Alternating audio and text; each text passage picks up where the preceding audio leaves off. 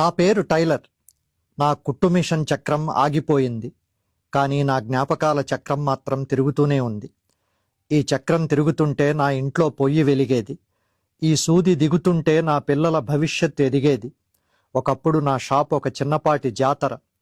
పండగొచ్చిందంటే చాలు ఊళ్ళో జనమంతా ఇక్కడే. కొత్త బట్టల వాసన, రంగురంగుల దారపుండలు, ఆ హడావిడే వేరు. ఆ రోజుల్లో పిల్లల్ని వాళ్ళ నాన్నలో అమ్మలో నా దగ్గరికి తీసుకొచ్చేవారు. వీడికి నిక్కరు కొంచెం వదులుగా కుట్టు, వచ్చే ఏడాదికి కూడా సరిపోవాలనేవారు. అప్పుడు నేను తీసేది కేవలం కొలత కాదు, ఆ తల్లిదండ్రుల ఆశల్ని, ఆ పిల్లాడి ఎదుగుదలని. టేపుతో భుజం కొలిచినప్పుడు ఆ పిల్లాడి కళ్ళల్లో కనిపించిన మెరుపు ఈరోజు ఏ షోరూంలోనూ కనిపించదు. స్కూల్ యూనిఫామ్లు కుట్టినప్పుడు ఆ చొక్కా జేబు మీద వాళ్ల పేరు ఎంబ్రాయిడరీ చేస్తుంటే నా సొంత బిడ్డకే కుట్టినట్లుండేది. ఆత్మీయతతో అల్లిన కుట్టది, ఊడిపోయేది కాదు. ఊళ్ళో పెళ్లి కుదిరితే చాలు లగ్నపత్రిక కంటే ముందే నా దగ్గరికి వచ్చేవారు.